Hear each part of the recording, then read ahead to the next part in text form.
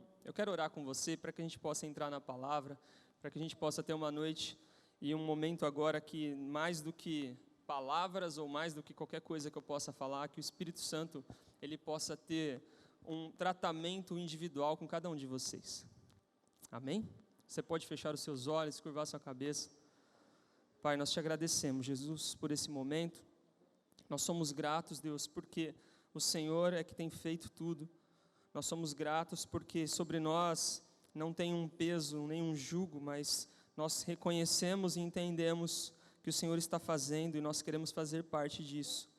Eu te peço para que nessa noite, Pai, o Teu Espírito conduza as minhas palavras, que os nossos corações sejam abertos, que a nossa mente possa ser renovada pela Tua palavra. Deus, que o Senhor possa falar especificamente a cada um que está aqui. Que o Senhor possa, Deus, trazer as respostas que as pessoas estão aqui precisando, que o Senhor possa curar as feridas, meu Deus, e preencher os vazios nos corações de todos que estão aqui nessa noite, Pai. É isso que nós te pedimos. Amém. Amém. Eu quero falar 3 pontos principais com você nessa noite. E antes disso, eu quero introduzir falando sobre você quer ser igual a quem? A gente está num mundo e a gente está inserido numa cultura onde a gente sempre tem alguém em quem se espelhar, onde a gente sempre tem alguém que a gente olha e fala, poxa, eu quero ser igual a essa pessoa, que nos inspiram. Você talvez tenha uma profissão e você tem alguém que você olha e fala, poxa, esse cara me inspira demais. Essa moça, ela me inspira demais, eu quero ser igual a ela, eu quero copiar o que ela faz. Eu quero fazer como ela faz, porque eu quero chegar onde ela chegou. Então, eu não estou falando que isso é ruim, nem tampouco estou dizendo que isso é de todo bom. Mas essa pergunta, você quer ser igual a quem? Ela tem que ter uma resposta. Por mais que você tenha influenciadores na sua vida, por mais que você tenha pessoas que você se espelha, que você admire, eu espero que no final dessa ministração, essa resposta ela seja respondida no nosso coração. E não apenas que você tenha uma resposta, mas eu creio e eu tenho algumas coisas dentro de mim que o Senhor vem trabalhando e Ele vem me ensinando. E eu acredito que, eu estava ainda falando esses dias com umas pessoas que, sabe aqueles salmos que diz assim, alegrei-me quando me disseram, vamos à casa do Senhor. Vocês conhecem esses salmos? Quem conhece fala eu. Agora fala a verdade, toda vez que tem culto, você, antes de vir para o culto, você para e fala, alegrei-me quando me disseram, nossa, eu não estou tão feliz que vai ter culto hoje. Deixa eu pegar minha oferta, deixa eu pegar minha Bíblia, deixa eu pôr minha melhor roupa, Fala a verdade, responde para você mesmo. De fato, você acredita que você, ou talvez o seu irmão, ou talvez um familiar seu que é cristão, você realmente acredita que todos os cristãos que estão vivos hoje, eles têm esse momento, eles param e falam, cara, eu estou tão feliz porque tem culto. E a gente está vivendo um momento maravilhoso, a gente está, acho que 8 dias do Descend, e isso é incrível. Independente de que alguns falem ou não, isso é uma coisa inacreditável. Inacreditável. O estádio do Palmeiras nunca vai estar tão cheio quanto dessa vez. Por fim, entendemos a construção daquele estádio. Era para o Descend. Desculpe os palmeirenses. Eu não sou nem corintiano, eu não sou nada. Mas o fato é que todo esse movimento, gente, eu não sei se vocês pensam sobre isso, mas isso vai fazer o mundo olhar para os cristãos. E quando o mundo olhar para você, eu espero que ele veja Jesus. Não é verdade? Afinal, o Descend não tem um propósito final ali. Na verdade, ali vai ser um start. E a gente não se preocupa com o depois. Então eu vejo algumas pessoas, Descend, eu vou, e põe aqueles negocinhos na cabeça, eu vou, e vai, só que depois, não vai, fica esperando o próximo. Então, eu acredito que nós temos que nos regozijar e nos alegrar, seja de qual igreja você frequente, sua igreja local, se você é daqui, nós temos que nos regozijar. Eu me alegro porque eu quero estar na casa do Senhor, eu quero estar na minha igreja local, eu quero estar na presença de Deus. Isso não há outro lugar melhor, não há coisa melhor do que estar na presença de Jesus. Cara, o Descende foi incrível, mas o que eu vou fazer com tudo aquilo? Então, nós nos espelhamos, nós imitamos, nós temos referências, mas eu acho que a gente precisa hoje recapitular 3 coisas, pelo menos, que Jesus ele quer que você faça. Então, a primeira, se meu amigo ali puder passar por gentileza, e eu peço para que você já fique com a sua Bíblia ou celular a postos. Primeira coisa que Deus quer, ou que Jesus quer, através do Espírito Santo fazer, Ele quer desconstruir as suas convicções. Ele quer desconstruir as suas convicções. Vou contar rapidamente uma experiência que eu tive na minha vida. Eu acho que 2014 ou 2015 ou 16 ou 17, em algum ano atrás, eu participei de uma conferência que vocês devem conhecer, chamada One Thing. Foi em Campinas. E eu nem me apresentei, isso também não é relevante, mas o fato é que eu vinha num crescimento profissional e financeiro que eu estava contente. E eu estava pensando assim, nossa, Deus está feliz comigo, eu acho, porque está tudo indo bem. Então, se está tudo indo bem, Deus está feliz comigo. E para que vocês só me conheçam, eu sou Victor Ventura, não, nada a ver com esse Ventura, e minha formação é engenheiro, sou engenheiro mecatrônico, trabalhava na indústria, trabalho na indústria há muitos anos, e então eu vinha de um crescimento, tinha viajado para o Japão, tinha viajado para os Estados Unidos, eu tinha acabado de comprar, e eu falo isso não por nada, porque já não estou mais com esse carro, já foi, mas eu tinha acabado de comprar uma BMW X1, e eu estava, meu Deus, Deus é fiel na terra. Eu estava feliz porque eu estava tendo coisas. E eu falei, meu, é Deus na minha vida. E eu fui totalmente desconstruído nessa conferência. Eu cheguei lá e dia após dia a ministração e tudo que era falado era para Jesus. Era o que você está vendo nele? Quem é ele? Você está vendo ele? Olha para a beleza, olha para a sua grandeza, olha para a sua majestade, olha para tudo o que Ele fez e o que Ele já prometeu fazer. E eu sei que no final da conferência, na verdade antes do final da conferência, eu encontrei com a minha esposa e eu falei, Loura, o que eu fiz?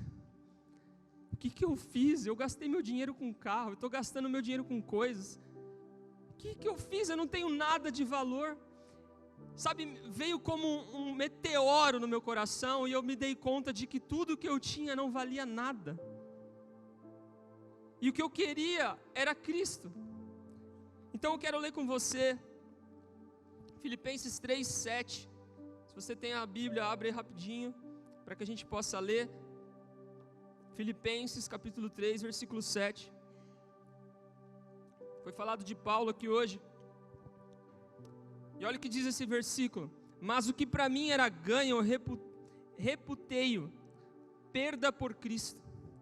E na verdade eu tenho também por perda todas as coisas, pela excelência do conhecimento de Cristo Jesus, meu Senhor, pelo qual sofri a perda de todas essas coisas, e as considero como escória, para que possa ganhar a Cristo. Então esse foi um dos versículos, foi uma das ministrações que teve lá, mas eu quero chamar a sua atenção para essa realidade. Talvez a gente venha para Cristo, talvez você venha para a casa do Senhor, e você tem pedido para que Deus, Deus, eu preciso que o Senhor me complete. E gente, eu não tenho nada contra, mas, sabe, a gente vê umas imagens que refletem o que as pessoas estão pensando. E eu estou começando a achar muito estranho fotos de gente abraçada com um leão. Gente, ele é o leão da tribo de Judá, mas a gente está viajando muito. Aí tem a foto de uma moça abraçada com Jesus, assim como se ele fosse o seu namorado. Gente, Jesus não é seu namorado. Ele não quer preencher o lugar de um romance. Ele quer ser o Senhor da sua vida. Então você, jovem, Ele não é seu namorado, Ele não vai ser seu namorado. Ele é Senhor e Ele é seu Salvador. Então a gente precisa centralizar a nossa atenção em Cristo Jesus. Ai, mas eu gosto tanto de leão, e quando eu vejo o leão me emociona. Tudo bem, mas ele tem muito mais. A sua palavra revela atributos de Deus muito melhores e maiores. Então, o fato é que eu te convido a essa primeira reflexão. Desconstruir suas convicções. Então eu me deparei num momento que eu estava conquistando, que eu estava com tudo, sabe, caminhando para um objetivo, e eu percebi que eu estava indo para lugar nenhum. Eu percebi que na verdade não é que a minha formação ou as minhas experiências elas eram ruins, mas não tinha valor nenhum tudo aquilo se eu não tivesse Cristo. Então, a maioria de vocês aqui são jovens ou jovens adultos e talvez você ache que aquilo que vai te completar, aquilo que vai te tornar um homem completo, uma mulher bem-sucedida, empoderada, é você se formar, é você ter o seu carro, é você conquistar lugares, é você ter a sua mesa, e isso é incrível e Deus tem isso para nós. Mas se você tiver tudo isso e você não tiver Cristo, a gente vai ser cristãos ansiosos, depressivos e incompletos, porque nós buscamos de Jesus o que Ele tem nas mãos, mas nós não queremos o coração dEle, nós não queremos o olhar dEle, que é como fogo sobre nós. Nós queremos que Ele olhe para o que a gente está olhando, e fala, lá Jesus, o que eu estou olhando, é aquilo que eu quero, e Jesus olhando para nós e falando, mas tudo que eu queria era você, e tudo que eu queria é que você estivesse olhando para mim, e não para as coisas que eu posso te dar. Então Deus, Ele quer nos desconstruir às vezes. Nós vemos no Sermão do Monte a primeira bem-aventurança. Vamos lá, todos juntos falem a primeira bem-aventurança agora.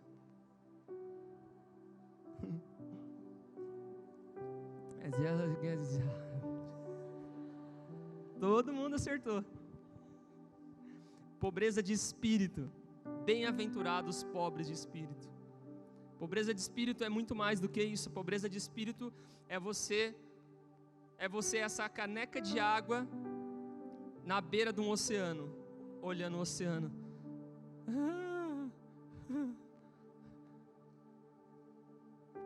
Eu sou água, eu sou fresquinha. Alguns são fresquinhos. Eu sou como água, eu mato a sede. Aí você se depara com um rio de águas vivas. Você se depara com um Criador dos céus, da terra. Você se depara com aquele. E é incrível o livro de Jó, quando Deus chega para Jó e começa, sabe, encarar Jó e fala, meu, o que você está pensando? Você estava lá quando eu fiz lá as nuvens, você estava lá quando eu fiz as estrelas e coloquei nome nelas, você estava lá quando eu dei um raio no deserto só porque eu queria fazer isso? Então, eu peço perdão se eu estou talvez te frustrando, ou deixando o seu ego um pouco mais fragilizado, mas a gente precisa se desconstruir, a gente precisa se desarmar, a gente precisa chegar para Jesus, sabe? Deus, o que o Senhor quer para mim? Jesus, o que você quer para mim? Me clareie os olhos para que eu queira a mesma coisa que o Senhor quer. O próximo é acabar com as comparações. Isso é muito sério também. Acabar com comparações. Vamos ler Romanos.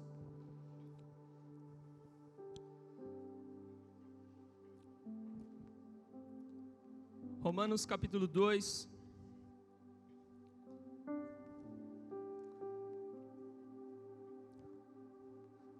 Versículo 23. Diz o seguinte: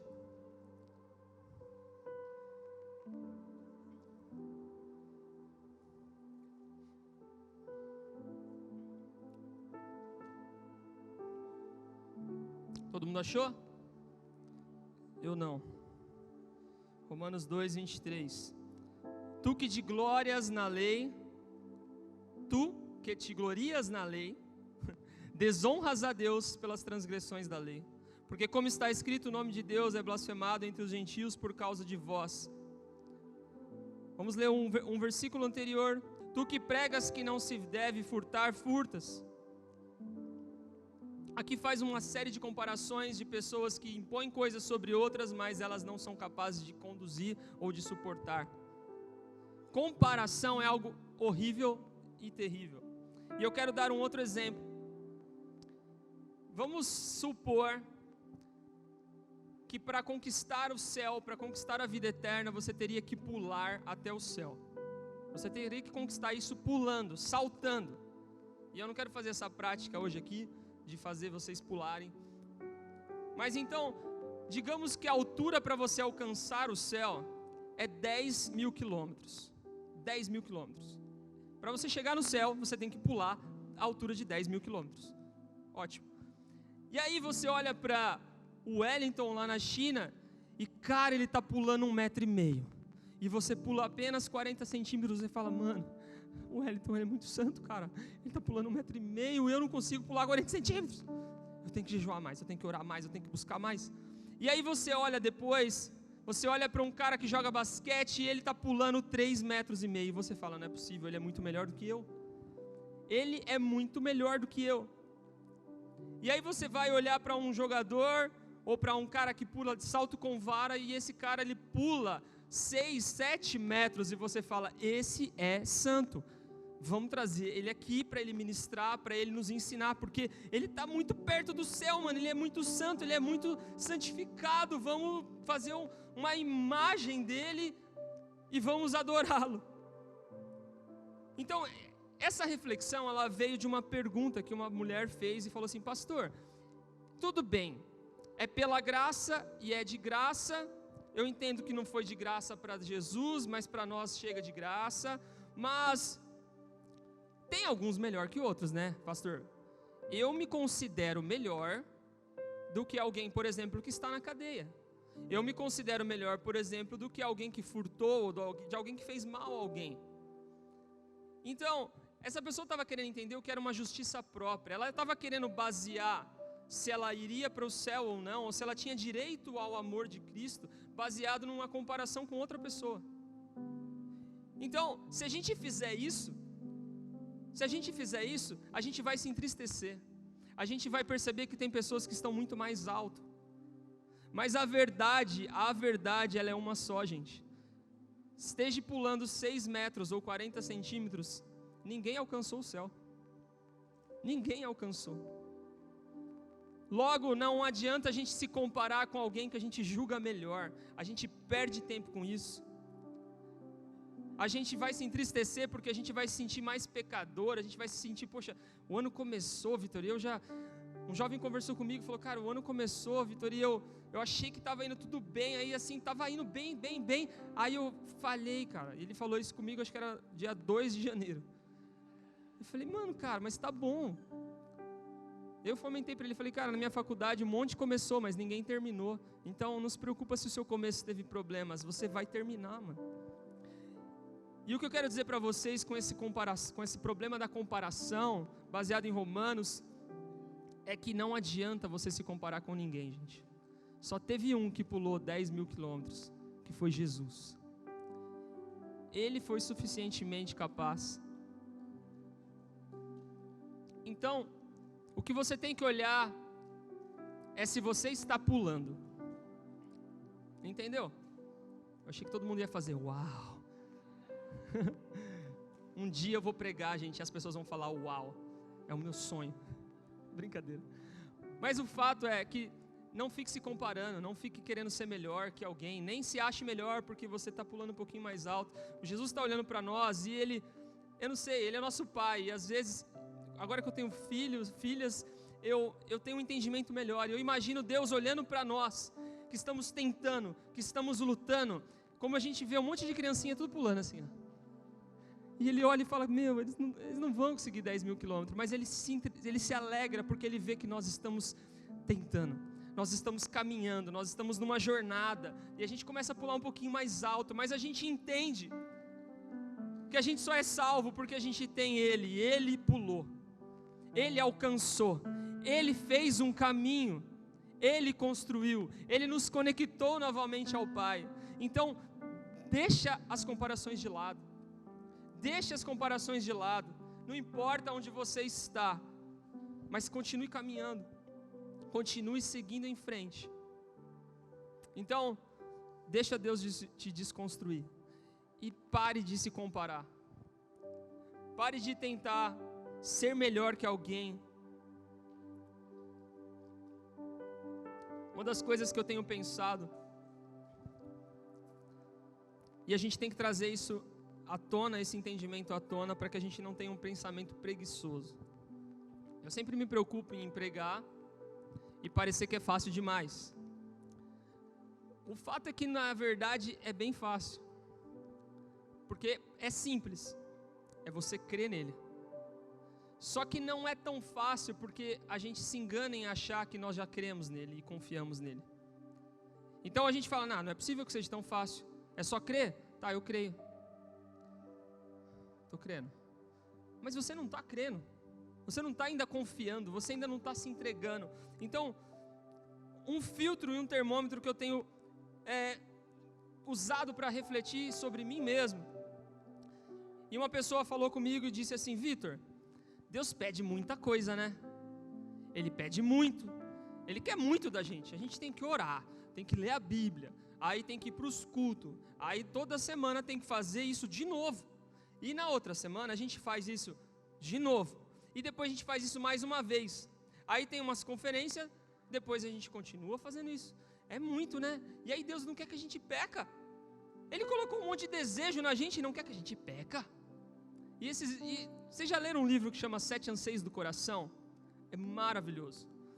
Tudo que Deus colocou em você, você fala, nossa, Vitor, eu amo muito a beleza. Quando eu vejo uma menina e ela é bonita, já estou pecando. Eu amo coisas bonitas. Só que, sabe por que Jesus colocou isso? Sabe por que Deus te criou com esse anseio, com esse desejo? Para que você satisfaça isso nele. Então o problema é que a gente fica olhando para as coisas desse mundo, tentando saciar algo que é eterno dentro de nós. Então a gente, vocês vão cansar de ver mulheres, vocês vão cansar de ir para lugares, vocês vão se cansar e não vão se saciar. Vocês não vão se saciar. É muito simples, a gente sabe disso, gente, mas sabe, sinceramente, parece que tem hora que nós somos burros. A gente vê as pessoas ricas se matando, se drogando, sabe, fazendo de tudo para trazer alguma satisfação e algum prazer, e você não percebe que a irmãzinha do seu lado, às vezes no culto, que não tem nada, ela está plenamente feliz, ela está totalmente completa, ela não precisa de mais nada, ela não sabe nem o que é Instagram. Você já viram aqueles vídeos que eles pegam a senhorinha na rua e falam assim: seu filho está usando Instagram. Ah, menino, meu Deus do céu, não está usando isso não. Meu filho eu criei, ensinei ele bem, não vai usar essas coisas. É tipo assim, ela nem sabe o que está perdendo. Na verdade, ela não está perdendo nada. E é nós que às vezes estamos tentando nos preencher de coisas, sendo que nós temos o pão da vida, a água que mata toda a sede. Então Deus não pede muito de você, gente. Guarda bem isso, Ele não pede muito de você, Ele pede tudo. Algum uau? Não? Ainda não. Ainda não, beleza. Vamos ver se eu consigo até o fim. Eu quero dar um outro exemplo aqui, e eu vou conseguir terminar a tempo, fiquem tranquilos, antes da gente ir para o último item, para o último tema. É um exemplo muito simples e rápido, mas que vocês que conhecem Luciano Subirá, esse exemplo para mim ele é muito incrível. É muito simples. Quem é casado fala eu. Que bom, tem muita gente casada aqui. Vocês solteiros não sabem o que estão perdendo. O fato é o seguinte: chega um casal para o pastor, presta atenção nessa história, gente. E a mulher chega, e o marido chega, e o marido chega na sala ali de aconselhamento e ele fala: pastor, eu não aguento mais essa mulher. Ela já está há 20 anos pedindo para mim ir no mercado com ela, porque ela queria que eu fosse no mercado com ela. Eu quero que você venha no mercado comigo, bem, vamos no mercado. E ela pede, eu não gosto de mercado, tenho raiva de mercado. E aí chegou semana passada, pastor, eu fui no mercado com ela. E aí sabe o que ela falou para mim? E aí a irmã na sala de aconselhamento já fez assim, tipo querendo falar. E aí o pastor falou, deixa ela falar. Falei assim, pastor, eu não quero que ele vá no mercado comigo. E aí o marido endemoniado quase falou, tá vendo, pastor, ela é louca. Ela está pedindo 20 anos para ir no mercado comigo. Eu fui no mercado com ela e ela falou que não quer mais que eu vou no mercado com ela.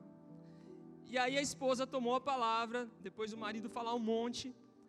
E ela falou assim, só isso para o pastor. E o pastor entendeu. Falou assim, pastor, eu não queria simplesmente que ele fosse no mercado comigo. Eu queria que ele quisesse ir no mercado comigo. Maridos, entendeu? Agora, você que é solteiro, talvez fale, Vitor, o que tem a ver ir no mercado? Quer dizer que eu tenho que ir no mercado quando eu casar? Não. Quer dizer que quando a gente fala de Deus, quando a gente fala de Jesus, Ele não é um leão carente que precisa de um carinho na juba, gente. Jesus, Ele queria que nós quiséssemos Ele mais do que tudo. Mas Ele não precisa. Mas o que Ele queria era olhar para nós e ver nós desejarmos Ele mais do que todas as belezas, mais do que todos os prazeres, buscar Ele, preparar um lugar para Ele, como Davi, a gente meditava esses dias, Davi preparou um lugar de adoração para a presença de Deus. Ele queria isso, Ele quer isso de nós, que nós estejamos empenhados em agradá-lo. E por último, Ele quer afirmar o seu lugar. Ele quer afirmar o seu lugar. Perceba que no começo a gente fez uma reflexão de quem você quer ser. E a gente vai perceber no final, e eu espero que vocês percebam isso, que... Bom, deixa para o final, senão eu vou estragar. Vamos ler Romanos 8, 18. Romanos capítulo 8, versículo 18.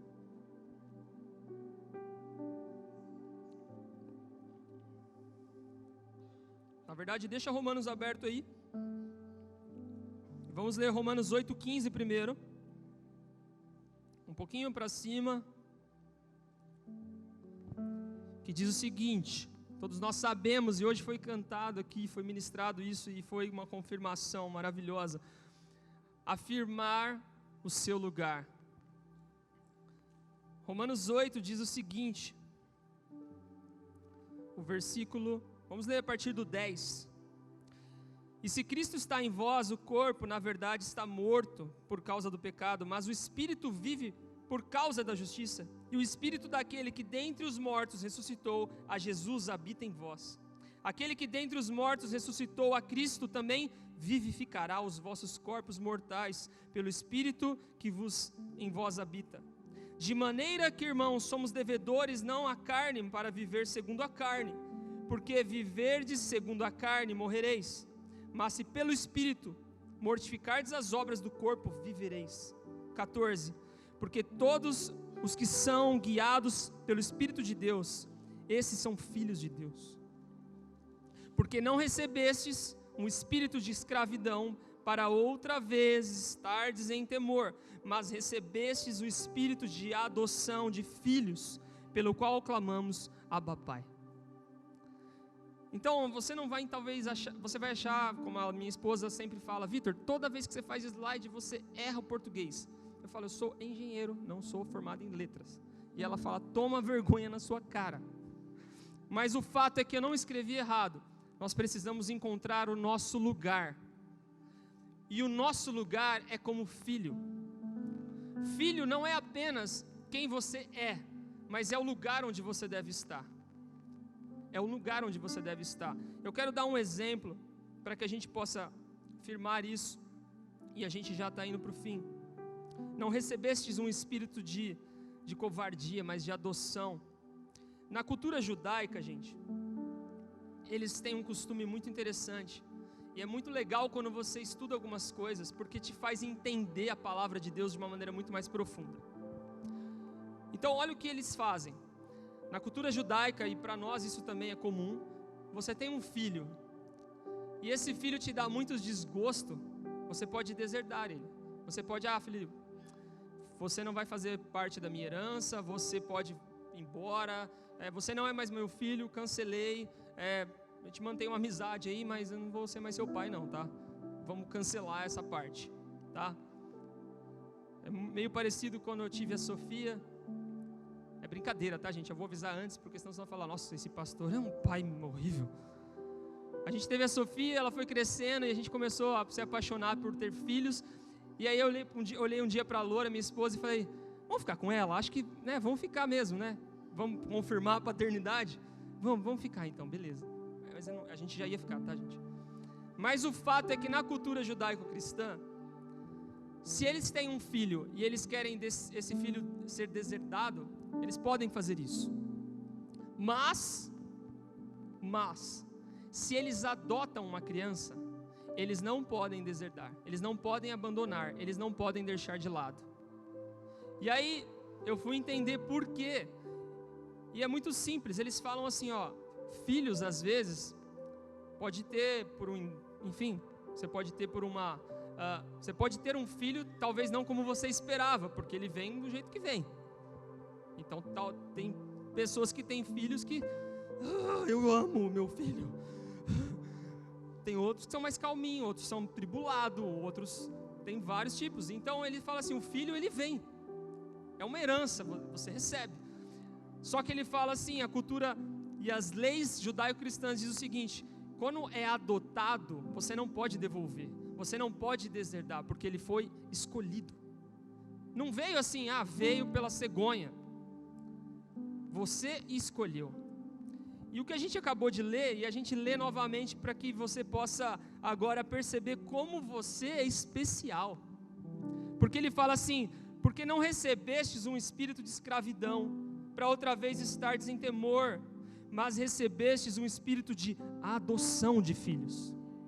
Ele não apenas fala para mim e para você, que você é filho. Não, você é meu filho. Ele fala assim, você é meu filho por adoção. E eu já vi pastores falando que isso era menos do que filho.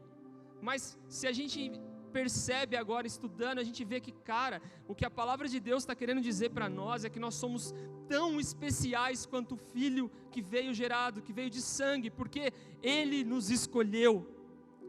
Ele viu você do jeito que era, pecador, tranqueira, não está nem aí para Ele, não quer Ele. E Ele fala assim, mas eu quero Ele. Eu quero Ele e eu vou adotar e eu vou pagar preço de sangue. Então é isso que é o nosso Jesus. A gente tem que se desconstruir, gente.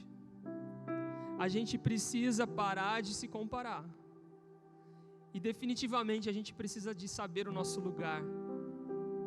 O nosso lugar é com Jesus. O nosso lugar é na casa do Pai. O nosso lugar é perto dEle. E se puder colocar o último slide para nós lermos, agora sim, Romanos 8:18. Esse texto é maravilhoso. E ele diz assim, porque para mim, eu tenho por certo de que as aflições desse tempo não podem se comparar, não tem nem como chegar perto da glória que em nós há de ser revelada. Então, gente, pode estar difícil, pode parecer que a gente vai morrer com um vírus lá que o Wellington trouxe. Wellington, você fez exame, né? Pelo amor de Deus. Ele veio da China, gente. A gente está todo mundo aqui correndo um risco de vida. Depois todo mundo morre, vai parecer aquelas reuniões assim, eles se reuniram para todo mundo, né, fazer uma roda de branco e ir para o céu. Gente, eu posso te dizer uma coisa, quem dera nós morrêssemos agora. Nossa! A gente não tem noção o que nos espera. A glória que há de ser revelada, a gente não tem noção. Sabe, o descende vai ser incrível. O céu, gente, vai ter uma multidão. No céu vai estar Paulo lá, nas cadeiras estofadas de vermelho no púlpito do céu. E vai ser lindo, cara. E eu gosto de pensar uma realidade. Eu fico imaginando quando a gente um dia estar lá, quando a gente estiver na presença dele, olhar e falar, mano, sabe, a gente vai ter consciência, gente, a gente vai ter consciência. Algumas pessoas falam, a gente vai esquecer tudo. Não, a Bíblia fala que lá não haverá dor. E aí os homens suposinharam que a gente ia perder a memória. Claro que não, lá não vai ter dor. Mas quando eu chegar lá, cara, eu vou olhar para a Loura, eu vou olhar para o Wellington, eu vou ver o Felipe lá na batera, lá, a Santa, falar, Felipe, cara, onde a gente está? A gente chegou, mano. Você tem noção onde a gente está? A gente está no céu. O Teófilo lá varrendo a recepção lá, fazendo voluntários. E Jesus lá em cima, cara, Ele é o centro de todas as coisas. Ele é o mais desejado, Ele é o maravilhoso, conselheiro, Deus forte, príncipe da paz, e aí vai. Tipo aqueles pastores, né? Em Gênesis Ele é o... Em fevereiro eu ia falar. Em fevereiro é carnal. Fevereiro é o ano. Mas queria que você ficasse de pé para nós orarmos juntos.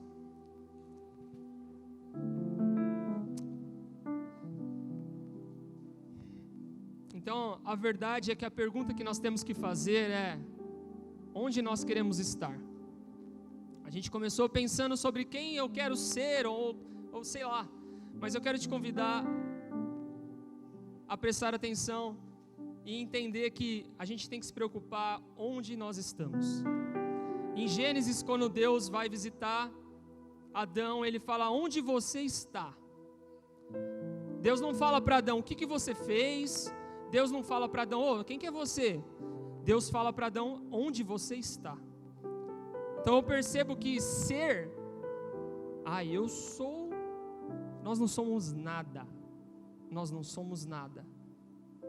Nós temos o privilégio de ter Ele morando em nós. E temos a honra de se parecer com Ele, de ser chamados filhos por adoção. Mas a verdade é que não importa quem você é, não importa quem eu sou, mas importa onde você e eu estamos.